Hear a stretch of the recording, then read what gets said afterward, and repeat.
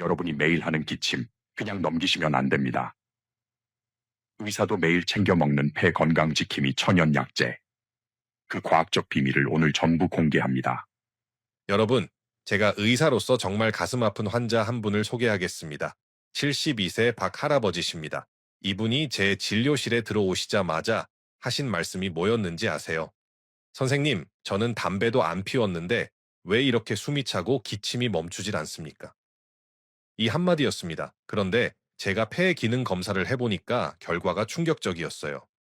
이미 중등도 COPD, 그러니까 만성 폐쇄성 폐질환이 상당히 진행된 상태였던 겁니다. 더 놀라운 건 뭔지 아세요? 박 할아버지만의 이야기가 아니라는 겁니다. 우리나라 40대 이상 성인 중에서 COPD를 가지고 계신 분들이 무려 12.1%나 됩니다. 10명 중 1명이 넘는 숫자예요. 그런데 정작 본인이 폐질환자라는 걸 알고 계신 분은 겨우 2.8%밖에 안 됩니다. 국민건강영양조사에서 나온 공식 통계입니다. 이게 무슨 뜻입니까? 100명의 환자 중에서 97명은 자기 폐가 망가지고 있다는 사실조차 모르고 살아간다는 뜻입니다.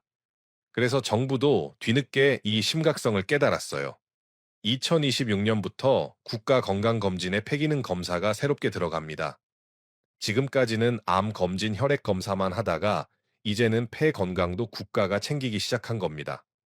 그만큼 우리 국민의 폐가 위험하다는 방증이에요. 여러분 혹시 이런 증상이 있으신가요?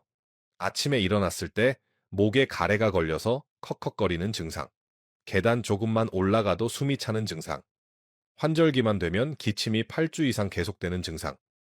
하나라도 해당되신다면 절대로 그냥 나이 들어서 그런가 보다 하고 넘기시면 안 됩니다.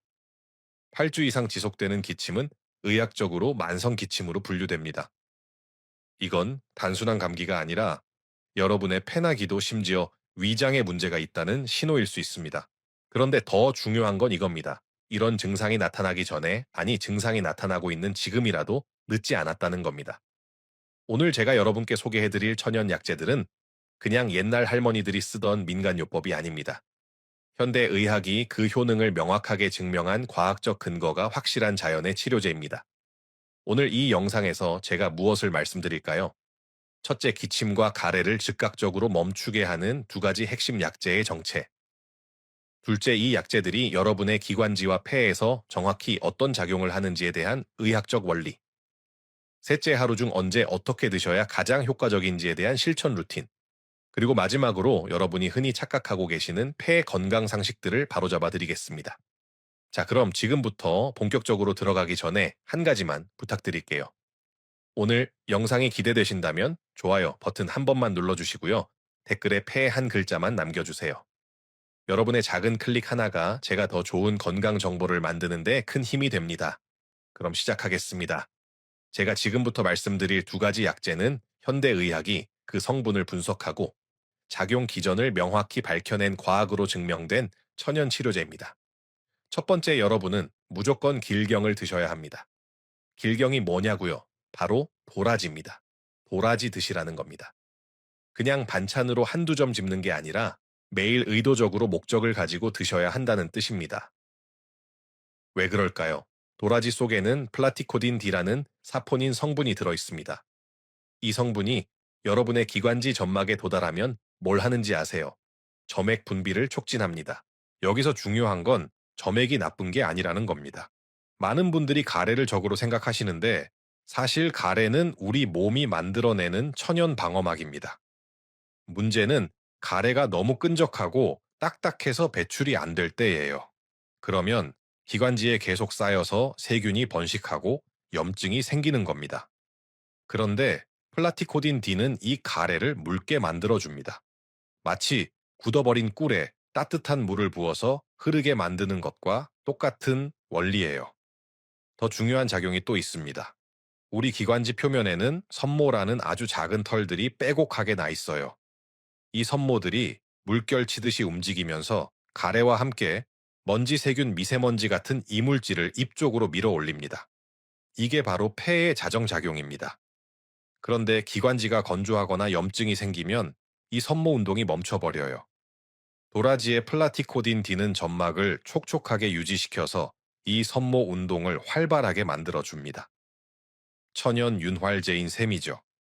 실제로 한 연구에서 만성 기관지염 환자들에게 4주 동안 도라지 추출물을 투여했더니 기침 횟수가 평균 40% 이상 감소했고 가래 배출이 훨씬 수월해졌다는 결과가 나왔습니다. 이게 그냥 옛날 할머니들의 경험담이 아니라 논문으로 발표된 의학적 사실입니다. 두 번째, 여러분은 생강을 반드시 드셔야 합니다. 생강차, 생강청, 생강을 갈아서 요리에 넣는 것 뭐든 좋습니다. 중요한 건 매일 섭취하셔야 한다는 겁니다. 왜 그럴까요? 생강 속에는 진저롤과 쇼가올이라는 두 가지 강력한 성분이 들어 있습니다. 이 성분들이 여러분의 몸속에 들어가면 두 가지 일을 동시에 합니다. 첫째, 염증을 일으키는 효소를 직접 차단합니다. 우리 몸에 콕스투라는 효소가 있어요. 이 효소가 활성화되면 염증 물질인 프로스타글란딘이 만들어지면서 기관지 벽이 붓고 빨갛게 변합니다. 그러면 기도가 좁아지고 공기가 지나갈 때 쌕쌕거리는 소리가 나죠. 천명음이라고 합니다. 그런데 진저롤과 쇼가올은 이 콕스투 효소를 억제해서 염증 반응 자체를 원천 차단합니다. 시중에 파는 소염 진통제들이 하는 일을 생강이 자연스럽게 해주는 겁니다. 둘째, 기관지 평활근을 이완시킵니다. 기관지 벽에는 평활근이라는 근육이 있어요. 이 근육이 수축하면 기도가 좁아지면서 숨쉬기가 힘들어지고 기침이 나옵니다. 천식 환자들이 바로 이런 상태죠. 그런데 생강의 쇼가올 성분은 이 평활근을 직접 이완시켜줍니다. 조여진 호스를 펴주는 것과 같은 원리예요. 실제로 급성 기관지염 환자들에게 생강 추출물을 투여했더니 기관지 확장제를 쓴 것과 비슷한 효과가 나타났다는 연구 결과도 있습니다. 아까 말씀드린 박할아버지 기억하시죠?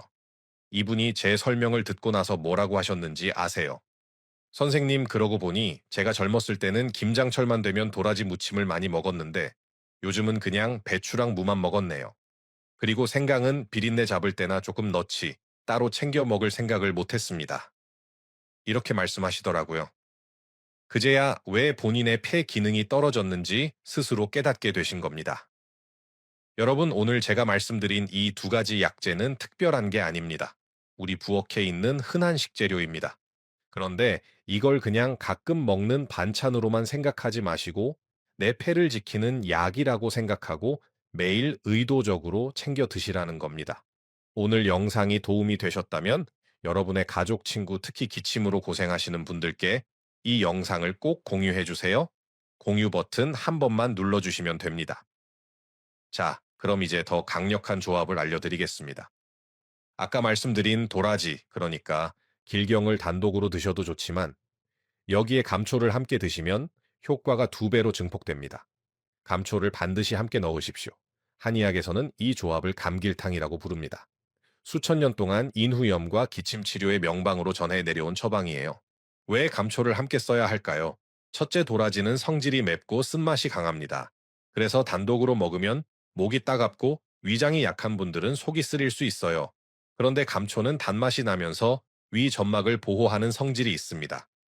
도라지의 자극을 중화시켜주는 거죠. 둘째, 감초에 들어있는 글리시리진 성분은 그 자체로 강력한 항염 작용을 합니다. 도라지가 가래를 배출시키는 동안 감초는 염증을 가라앉히는 겁니다. 한쪽은 공격수, 한쪽은 수비수 역할을 하는 환상의 조합인 셈이죠. 실제로 제 환자분들 중에 도라지만 드시다가 속이 쓰려서 중단하신 분들이 계셨는데 감초를 함께 넣어서 차로 끓여 드시라고 했더니 문제없이 장기 복용하시는 경우가 많았습니다. 비율은 도라지 3, 감초 1 정도로 넣으시면 됩니다. 세 번째, 여러분은 물을 반드시 충분히 드셔야 합니다. 하루 최소 1.5리터 이상 따뜻한 물로 수시로 드십시오. 이게 왜 중요한지 아세요? 아까 제가 섬모 운동 말씀드렸죠? 기관지 표면의 작은 털들이 물결 치듯 움직이면서 이물질을 밀어내는 그 작용 말입니다. 그런데 이 섬모는 물기가 있어야만 움직입니다. 점막이 마르는 순간 섬모 운동이 완전히 멈춰버려요. 여러분 생각해 보세요. 마른 빗자루로 바닥을 쓸면 먼지가 날리기만 하고 제대로 안 쓸리잖아요. 그런데 물을 뿌리고 나면 먼지가 물에 달라붙어서 깨끗하게 쓸립니다. 기관지도 똑같습니다. 점막이 촉촉해야 섬모가 가래와 먼지를 효과적으로 밀어 올릴 수 있어요. 특히 겨울철이나 건조한 환경에서는 더욱 신경 쓰셔야 합니다. 난방을 하면 실내 습도가 30% 이하로 떨어지는데 이러면 기관지가 사막처럼 마릅니다. 네 번째, 여러분은 유산소 운동을 반드시 하셔야 합니다. 약간 숨이 찰 정도의 빠른 걷기나 가벼운 등산을 주 3회 이상 한 번에 30분 이상 하십시오. 왜 그럴까요? 폐는 사용하지 않으면 퇴화합니다. 우리 폐 속에는 폐포라는 작은 공기주머니가 약 3억 가에 있어요. 이 폐포에서 산소와 이산화탄소가 교환됩니다. 그런데 평소에 얕은 호흡만 하면 폐포의 절반 정도만 사용하게 돼요. 운동을 하면 숨이 가빠지면서 깊은 호흡을 하게 됩니다. 그러면은 평소에 잠자고 있던 폐포들까지 활짝 펴지면서 환기가 됩니다. 이게 폐 기능을 유지하는 가장 확실한 방법이에요. 실제로 규칙적으로 운동하는 노인과 안 하는 노인의 폐 기능을 비교했더니 운동하는 그룹이 10년 이상 젊은 폐를 유지하고 있었다는 연구 결과도 있습니다. 그런데 여기서 중요한 사실 하나 짚고 넘어가겠습니다. 요즘 유튜브에서 숨 참기 40초 테스트 많이 보셨죠? 숨을 40초 이상 참으면 폐가 건강하고 못 참으면 문제가 있다는 그 이야기. 이거 반은 맞고 반은 틀립니다. 숨 참기는 폐 활량의 지표가 될 수는 있습니다. 하지만 폐 건강의 절대적 기준은 아니에요. 진짜 중요한 건 1초율입니다. 숨을 최대한 들이마신 다음 힘껏 내뱉을 때 첫 1초 동안 얼마나 빨리 공기를 내보내느냐를 측정하는 겁니다. COPD 환자들은 기도가 좁아져 있어서 숨을 참는 건 오래 할 수 있어도 빨리 내뱉지를 못합니다. 그래서 병원에서 폐 기능 검사를 할 때는 숨 참기가 아니라 폐 활량계로 1초율을 측정하는 겁니다. 숨 참기만 믿고 안심하지 마시고 증상이 있으면 반드시 병원에서 제대로 된 검사를 받으셔야 합니다. 마지막으로 5번째 환경관리입니다. 미세먼지가 나쁜 날은 외출을 자제하시고 꼭 나가셔야 한다면 KF94 마스크를 착용하십시오. 그리고 집에서 요리하실 때 반드시 환기를 시키세요. 많은 분들이 모르시는데 요리할 때 나오는 조리 휴미 담배, 연기만큼이나 해롭습니다. 특히 생선 굽거나 고기 구울 때 나오는 연기에는 발암 물질이 포함되어 있어요. 비흡연자 폐암 환자의 상당수가 이런 조리 휴매에 장기간 노출된 경우입니다. 창문을 열고 환풍기를 틀어서 연기를 바로바로 내보내시고 요리 후에도 최소 30분은 환기를 유지하십시오. 여러분의 폐는 한번 망가지면 다시 재생되지 않습니다. 지금부터라도 철저하게 관리하셔야 합니다. 오늘 영상이 도움이 되셨다면 지금 당장 구독 버튼과 알림 설정 버튼을 꾹 눌러주세요. 제가 앞으로도 이런 실용적인 건강 정보를 계속 전해드리겠습니다. 자, 그럼 이제 가장 중요한 부분입니다. 오늘 제가 말씀드린 내용들을 여러분의 일상에 어떻게 적용하실 건가요? 구체적인 하루 일과표를 만들어 드리겠습니다. 지금부터 제가 말씀드리는 대로 따라하시면 됩니다. 아침에 일어나시면 제일 먼저 따뜻한 물 한 컵을 드십시오. 잠자는 동안 우리 몸은 수분이 부족해진 상태입니다. 기관지 점막도 말라 있어요. 기상 직후 물 한 컵이 섬모 운동에 시동을 겁니다. 그리고 아침 식사 30분 전에 도라지 감초차를 한 잔 드세요. 만드는 법은 간단합니다.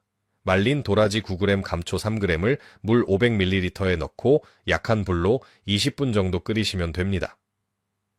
한번 끓여서 보온병에 담아두시면 하루 종일 드실 수 있어요. 점심 식사 후에는 생강차를 한 잔 드십시오. 생강 한 뿌리를 깨끗이 씻어서 껍질째 얇게 썰어 꿀에 재워두시면 생강청이 됩니다. 이걸 뜨거운 물에 타서 드시면 됩니다. 왜 점심 후냐고요? 생강은 몸을 따뜻하게 하는 성질이 있어서 오후에 드시면 혈액순환이 좋아지고 기관지 평활근 이완 효과가 더 오래 지속됩니다.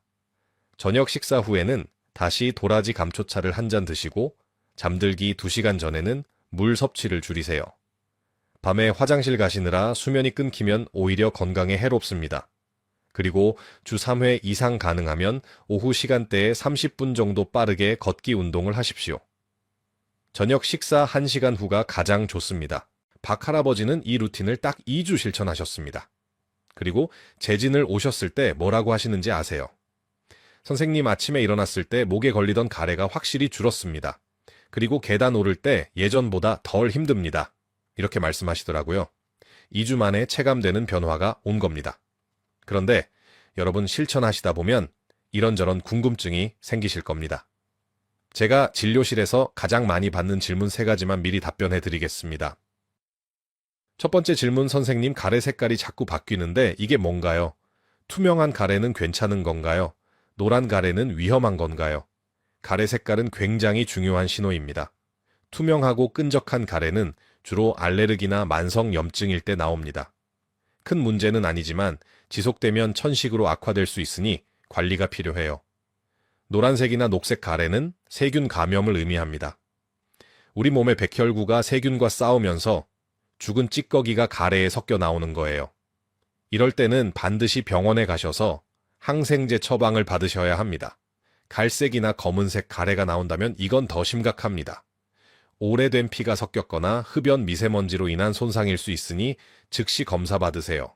두 번째 질문, 선생님, 저는 기침이 심한데 폐 사진 찍어봐도 아무 이상이 없대요. 그럼 뭐가 문제인가요? 이거 정말 많이 받는 질문입니다. 기침이 난다고 해서 다 폐 문제는 아닙니다. 오히려 폐가 아닌 경우가 더 많아요. 첫째, 후비루 증후군입니다. 코에서 생긴 콧물이 뒤로 넘어가서 목구멍을 자극하면 기침이 나옵니다.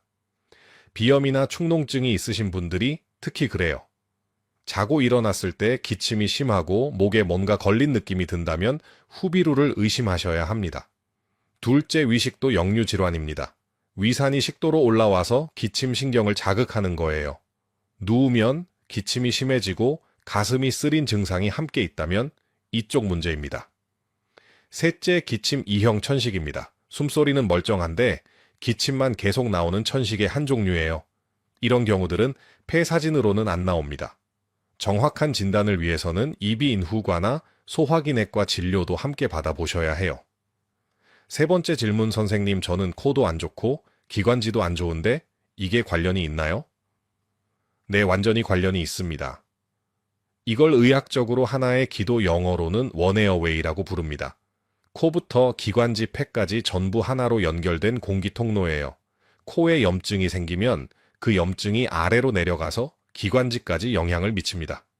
실제로 알레르기 비염 환자의 80%가 천식을 동반하고 천식 환자의 거의 대부분이 비염을 함께 가지고 있다는 통계가 있습니다. 그래서 코 건강을 소홀히 하면 결국 폐 건강도 무너지는 겁니다. 비염이 있으시면 반드시 치료하시고 집안 먼지와 진드기 관리도 철저히 하셔야 합니다. 자, 오늘 제가 말씀드린 실천법 지금 바로 시작하실 건가요? 그렇다면 댓글에 실천 2글자만 남겨주세요. 그리고 여러분끼리 서로 응원의 댓글도 달아주시면 더 좋습니다. 혼자 하는 것보다 함께하면 훨씬 힘이 나거든요. 여러분의 댓글 하나하나가 또 다른 분께 큰 용기가 됩니다. 여러분, 오늘 제가 말씀드린 내용을 딱 3줄로 정리하겠습니다. 첫째, 도라지와 감초를 함께 끓여서 매일 드시면 가래 배출과 기관지 염증 완화에 즉각적인 도움이 됩니다. 둘째, 생강차와 충분한 수분 섭취로 기관지 평활근을 이완시키고 섬모 운동을 활성화시키십시오. 셋째 주 3회 이상의 유산소 운동과 철저한 환경 관리로 폐 기능을 유지하고 악화를 예방하십시오. 이 3가지만 기억하시면 됩니다. 아까 말씀드린 박 할아버지 이야기 결말을 들려드리겠습니다. 이분이 제가 알려드린 대로 꾸준히 실천하신 지 3개월이 지났습니다. 그리고 다시 병원에 오셨어요. 제가 폐 기능 검사를 다시 해봤습니다. 물론 COPD 자체가 완치되지는 않습니다. 한번 손상된 폐포는 재생되지 않으니까요. 하지만 놀라운 변화가 있었어요. 일초율이 이전보다 15% 개선됐습니다. 기침 횟수도 하루 평균 50회에서 10회 미만으로 줄었고요.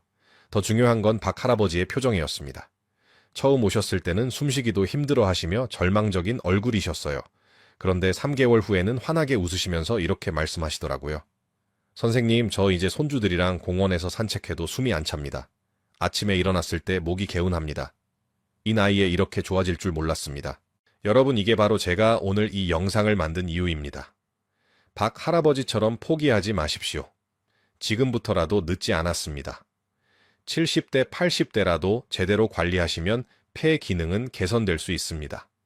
완치는 아니더라도 악화를 막고 삶의 질을 높일 수 있어요. 제가 의사로서 환자분들을 봐오면서 느낀 게 있습니다. 건강은 거창한 것에서 오는 게 아니라는 겁니다. 비싼 건강식품 특별한 치료가 아니에요. 우리 부엌에 있는 도라지 한 뿌리, 생강 한 조각, 그리고 따뜻한 물 한 컵. 이런 소박한 것들을 매일 꾸준히 실천하는 것. 그게 바로 건강의 비밀입니다. 오늘 여러분께서 이 영상을 끝까지 보셨다는 것은 여러분의 폐 건강에 대한 관심과 의지를 보여주는 겁니다. 저는 그 마음을 존중하고 응원합니다. 부디 오늘 배우신 내용을 내일부터, 아니 오늘부터 바로 실천해 보세요. 2주만 해보십시오. 분명히 변화를 느끼실 겁니다. 그리고 주변에 기침 가래로 힘들어 하시는 분들이 계시면 이 영상을 꼭 공유해 주세요. 제가 오늘 말씀드린 내용이 한 분이라도 더 많은 분들께 도움이 되기를 진심으로 바랍니다.